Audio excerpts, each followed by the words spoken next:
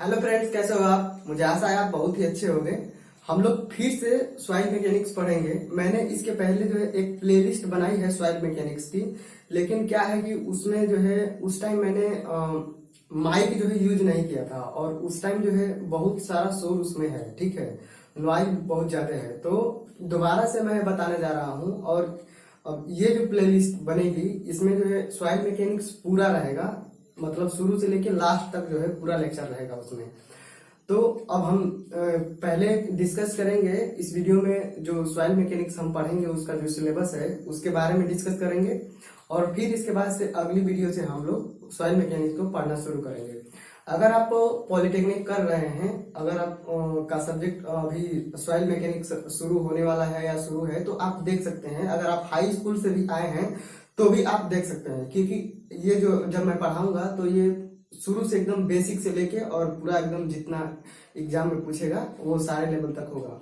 और ये जो सब्जेक्ट है ये बेसिकली जो एसएससी जेई में एग्जाम में पूछा जाता है और स्टेट जेई में पूछा जाता है, वो जितने सारे भी क्वेश्चन आते हैं उन सबको जो है इसमें सम्मिलित किया गया है और हम लोग जो है एसएससी जेई को टारगेट करते हुए पढ़ेंगे, ठीक है। और उसमें एसएससी जेई के जो भी क्वेश्चन आएंगे वो सारे के सारे हो जाएंगे, तो इसमें कोई दिक्कत वाली बात नहीं है। देखिए, सॉइल मैकेनिक्स जो है बहुत बड़ा सब्जेक्ट है, ठीक है ना। उसमें बहुत सारे टॉपिक आते हैं, तो सारे को पढ़ना जो है मुमकिन नहीं है कि सारे को हम लोग पढ़ लें, ठीक है। और सारे को पढ़ के भी क्या फायदा कि जो एग्जाम है उसमें आएगा ही नहीं। तो यहाँ पे जितने टॉपिक मैंने लिखे हैं ये सारे के सारे एग्जाम में आ जाते हैं। ज्यादातर क्वेश्चन जो है इसी से आएंगे, हो सकता है 2-4 क्वेश्चन इधर उधर टॉपिक से आ जाए। तो अब 2-4 के लिए पूरा चैप्टर हम लोग नहीं पढ़ेंगे।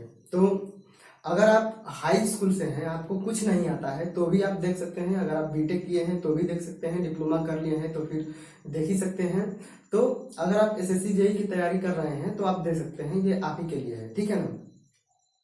तो इसमें जो लेक्चर बनेगी उसको मैं L1 L2 L3 करके जो है सीरियल वाइज में मैं लिखता जाऊंगा, ठीक है। तो चलिए देख लेते हैं कि सॉइल मैकेनिक्स का जो है सिलेबस क्या है और उसको हम पढ़ेंगे। तो देखिए, सबसे पहले हम इसको 5 मेन जो है मेजर 5 कैटेगरी में बांट देते हैं, ठीक है। सॉइल मैकेनिक्स को आसानी के लिए हम लोग मेजर 5 कैटेगरी में बांटते हैं। तो सबसे पहले पढ़ेंगे, पहली है एलिमेंट्री प्रॉपर्टी पढ़ेंगे, फिर इसके बाद से सॉइल हाइड्रोलिक्स पढ़ेंगे और कंप्रेसिबिलिटी, और इसके बाद से पढ़ेंगे हम शियर स्ट्रेंथ एंड स्टेबिलिटी, और इसके बाद से फाउंडेशन इंजीनियरिंग। तो हम जो सॉइल मैकेनिक्स पढ़ेंगे इसमें मेजर 5 पार्ट में मैंने इसको डिवाइड किया है, या बुक में आप देखेंगे तो बहुत सारे पार्ट हैं इसके, लेकिन हम लोग मेन 5 पार्ट को ही पढ़ेंगे और इसमें जो जो टॉपिक हैं वो सारे एग्जाम में आएंगे और वो कवर हो जाएंगे। तो सबसे पहला जो पार्ट है एलिमेंट्री प्रॉपर्टी। तो देखिए, एलिमेंट्री का मतलब होता है प्राथमिक, ठीक है ना। एलिमेंट्री का मतलब होता है प्राथमिक और प्रॉपर्टी। तो जो शुरुआती जो सॉइल की प्रॉपर्टी है उसको जो है इस वाले पार्ट में हम लोग डिस्कस करेंगे। और एक और चीज मैं बता दूं कि जो पिछला जो मैंने सॉइल मैकेनिक्स का जो प्लेलिस्ट बनाया था उसमें हिंदी और इंग्लिश दोनों जो है मैंने उसमें लिखा था, ठीक है। अब इस वाले में हम बस केवल हिंदी में लिखेंगे, क्योंकि मुझे ज्यादातर हिंदी ही आती है, इंग्लिश भी आती है, लेकिन इंग्लिश हिंदी में लिखना जो है संभव नहीं हो पाएगा, ठीक है। तो मैं हिंदी में ही लिखूंगा। अगर आप इंग्लिश के स्टूडेंट हैं तो मैं माफी चाहूंगा, आप इंग्लिश में उसको कन्वर्ट कर सकते हैं। अगर आप हिंदी तो समझते ही होंगे तो हिंदी जो है समझ सकते हैं, ठीक है। तो मैं हिंदी में ही लिखाऊंगा और जो हिंदी मीडियम के स्टूडेंट हैं उनको कोई दिक्कत होने वाली नहीं है। और जो टेक्निकल टर्म है, जैसे कि कोई भी हेडिंग है या कोई भी चीज है, तो जो टेक्निकल जो एग्जाम में पूछा जाएगा, जो लिखा रहेगा, मैं उसको एट इज मतलब जैसे के तैसे जो है मैं इंग्लिश में ही उसको लिखूंगा, ठीक है, टेक्निकल टर्म को। क्योंकि टेक्निकल टर्म जो है इंग्लिश में रहेगी तो पहचान में आ जाएगा। नहीं तो क्या होता है कि जैसे मुझे भी हो रहा था शुरू में कि मैं हिंदी मीडियम में था और डायरेक्ट जो क्वेश्चन आता था वो इंग्लिश मीडियम में आता था। अगर आप एग्जाम में जाओगे, अगर वो क्वेश्चन हिंदी में पढ़ोगे तो आपको समझ में ही नहीं आएगा, और इंग्लिश में देख के कुछ कुछ समझोगे, लेकिन अगर टेक्निकल टर्म आप इंग्लिश में नहीं पढ़ रहे हो तो भी नहीं समझ में आएगा, तो बहुत दिक्कत होती है। तो आप जो है क्वेश्चन को इंग्लिश में देखेंगे, मैं यही प्रेफर करूंगा कि आप इंग्लिश में देखेंगे, और यहाँ पे जो मैं लिखाऊंगा वो टेक्निकल टर्म जो है इंग्लिश में ही होंगे, तो आपको समझ में आ जाएंगे, कोई दिक्कत नहीं होगी, ठीक है। मैं आपको पूरा एकदम बता दूंगा कहाँ पे आपको इंग्लिश में दिक्कत होने ही वाली नहीं है, ठीक है। तो एलिमेंट्री प्रॉपर्टी में, एलिमेंट्री का मतलब मैंने बता दिया कि प्राथमिक होता है, तो प्राथमिक प्रॉपर्टी जो है पढ़ेंगे। और ये जो पार्ट 1 है एलिमेंट्री प्रॉपर्टी, ये जो सॉइल मैकेनिक्स का जो है फाउंडेशन है, ठीक है, बेस है। अगर आपको पहला पार्ट नहीं आ रहा है तो आप भूल जाइए कि आप आगे के चारों पार्ट जो है पढ़ पाएंगे, आप पढ़ नहीं पाएंगे, बिल्कुल आपको समझ में ही नहीं आएगी। और एक और चीज मैं बता दूं, ये जो सॉइल मैकेनिक्स है ये इतना आसान भी नहीं है, ठीक है, बहुत लेंदी सब्जेक्ट है, ठीक है ना। आपको जो है पेशेंस रखना पड़ेगा, आपको जो है मेहनत करनी पड़ेगी, तब जाके जो है सॉइल मैकेनिक्स आएगी। और ये सॉइल मैकेनिक्स ऐसा भी सब्जेक्ट है कि आप इसको छोड़ भी नहीं सकते। अगर आप पूछेंगे कि जो है हम लोग जो सिविल इंजीनियरिंग में 11 सब्जेक्ट पढ़ेंगे तो उसमें से कौन सा सब्जेक्ट जो है पढ़ के जाएं, तो उसमें से जो है एक सॉइल मैकेनिक्स है। अगर आप एसएससी जेईई मेंस का पेपर देखेंगे तो इसमें से 95 नंबर के क्वेश्चन अकेले इस सब्जेक्ट से आते हैं, ठीक है। और एसएससी जेईई मेंस में शायद 300 नंबर के क्वेश्चन आते हैं मेंस के लिए, तो 95 नंबर मान के चलिए कि 100 नंबर के क्वेश्चन इसी से आ जाएंगे, तो 1/3 तो इसी का है, एक ही सब्जेक्ट का, तो और पढ़ने की क्या जरूरत है। तो आप कोई भी एग्जाम देने जाएंगे तो आपको जो रिवीजन करना होगा तो उसमें सॉइल मैकेनिक्स तो रहना ही रहना है, आप इसको छोड़ नहीं सकते। और आप पूछेंगे कि सॉइल मैकेनिक्स में जो चैप्टर है उसमें से क्या पढ़ें, तो मैं नहीं कह सकता कि आप ये पढ़ के जाइए, आपको सारा रिवाइज करना ही पड़ेगा, इसमें कोई शक वाली बात नहीं है, क्योंकि सारे से क्वेश्चन बनते हैं, शुरू से लेके लास्ट तक सारा इंपॉर्टेंट है। ज्यादातर तो कभी कभी एग्जाम में ये लास्ट के जो 3 चैप्टर हैं, 3 पार्ट हैं, इन्हीं से क्वेश्चन आ जाते हैं। तो सॉइल मैकेनिक्स को आप छोड़ नहीं सकते, चाहे आप कहीं भी किसी से भी पढ़ रहे हो, सॉइल मैकेनिक्स ऐसा सब्जेक्ट है कि आपको पढ़ना ही पड़ेगा, ठीक है। तो चलिए आइए हम देखते हैं। तो इसमें जो ए पार्ट पढ़ेंगे हम, पहला पार्ट है, इसमें सबसे पहले इंट्रोडक्शन पढ़ेंगे, सॉइल जो है उसके बारे में थोड़ा सा हम जानकारी लेंगे, इंट्रोडक्शन, उससे परिचित होंगे। फिर दूसरे में प्रिलिमिनरी डेफिनेशन और रिलेशनशिप के बारे में पढ़ेंगे, जो सॉइल मैकेनिक्स को डिफाइन करने के लिए जो शुरुआती डेफिनेशन है और रिलेशनशिप बनेंगे जो, उनके बारे में देखेंगे। फिर डिटर्मिनेशन ऑफ इंडेक्स प्रॉपर्टी पढ़ेंगे, जो सॉइल की अलग अलग प्रॉपर्टी है उसको हम इंडेक्स के आधार पर जो है डिफाइन करेंगे। देखिए, आप एक चीज दिमाग में याद रख लेना, अगर कहीं पे भी इंडेक्स आ रहा हो, इंडेक्स शब्द आ रहा हो, तो इसका मतलब होता है नंबर, ठीक है ना।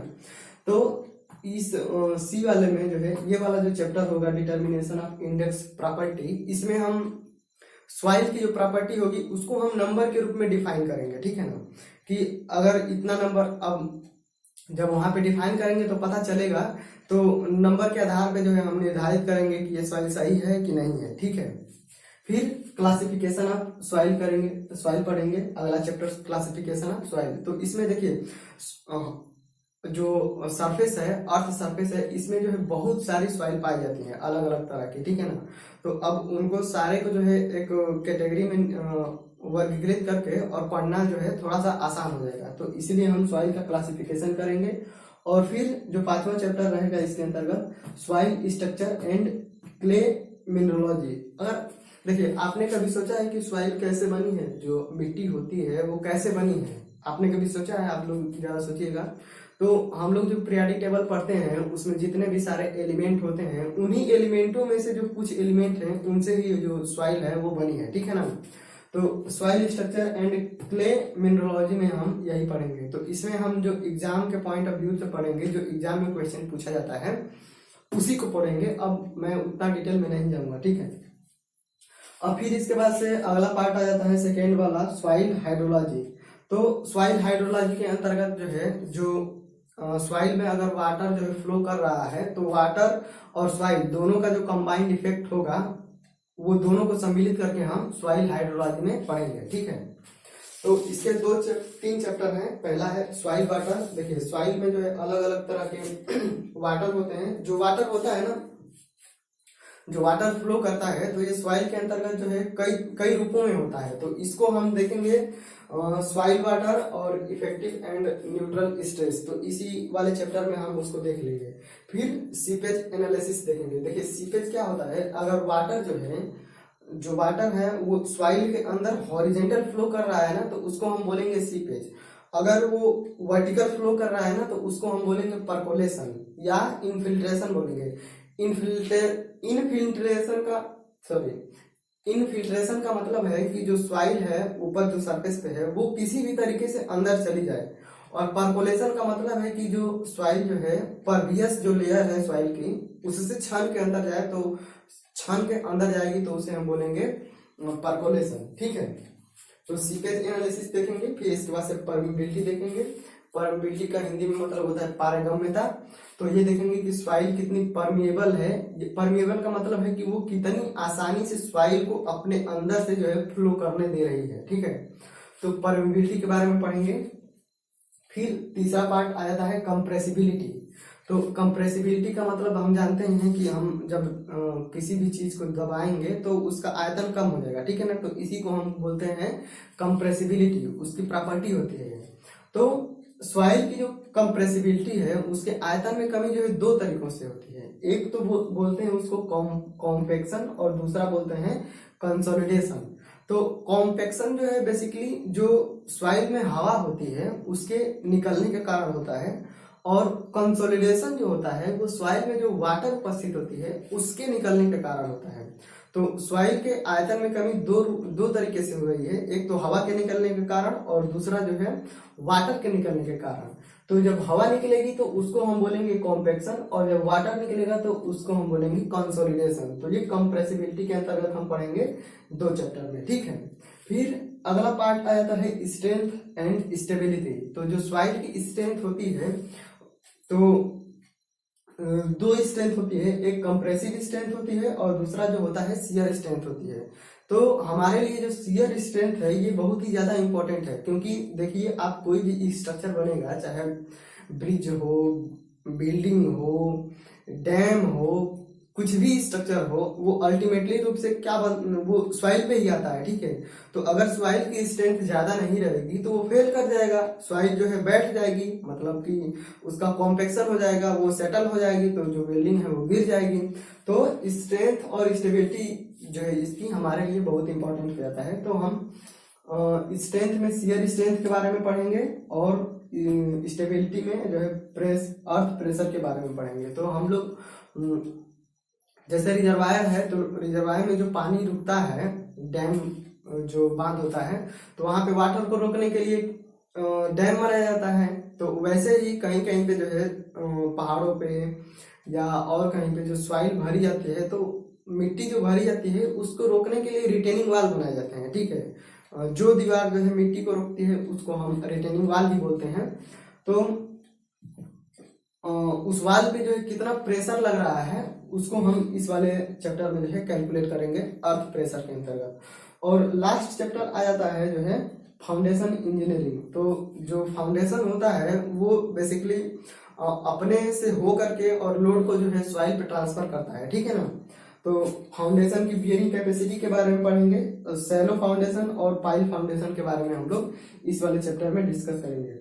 तो ये जो है हो गया सिलेबस प्रॉपर, इसी तरीके से हम लोग पढ़ते जाएंगे, और इसमें जो है कोई छोड़ने की बात नहीं है कि आप जो है इसको छोड़ सकते हैं, सारा जो है इम्पोर्टेंट है, सारा पढ़ना है। और मैं क्या बताने वाला था, चलिए, तो मैंने बता दिया कि हम लोग जो है हिंदी में ही पढ़ेंगे, और कोई भी जो है आपने कुछ नहीं पढ़ा है, डिप्लोमा में नहीं पढ़ा है, या डिप्लोमा में जो दिया है वो केवल इंट्रोडक्शन है, वो कुछ नहीं है। डिप्लोमा में जो दिया है वो इंट्रोडक्शन है, आपको पढ़ेंगे तो वहां पे समझ में भी नहीं आएगा। तो जो यहाँ हम पढ़ेंगे वो कहीं उससे हट के है, आपने तो कभी इसमें जो दिया है किसी का नाम भी नहीं सुना होगा। ठीक है, तो चलिए अब अगले वीडियो से हम जो है पढ़ना शुरू करेंगे। एक चीज मैं और बता दूं कि जो वीडियो आएगी वो बेसिकली 10 मिनट से लेकर के और 20 मिनट 25 मिनट तक जो है रहेगी, ज्यादा से ज्यादा आधे घंटे तक, क्योंकि देखिए मैं गांव में रहता हूं और यहाँ पे जो है नेट का इशू होता है, तो अच्छी क्वालिटी में वीडियो जो है अपलोड करना थोड़ा सा मेरे लिए मुश्किल हो जाता है। ठीक है ना, तो जो वीडियो आएगी वो 10 मिनट से लेकर के और आधे घंटे के बीच में ही रहेगी, तो आप लोग जो है उसको देख लेंगे। ठीक है, ये नहीं सोचेंगे कि जो है 10 मिनट का है, इसमें कुछ नहीं है, एकदम क्रम से चलता रहेगा। मैं लेक्चर में L1 L2 तो लिख ही दूंगा, तो आप लोग देख लेंगे। ठीक है।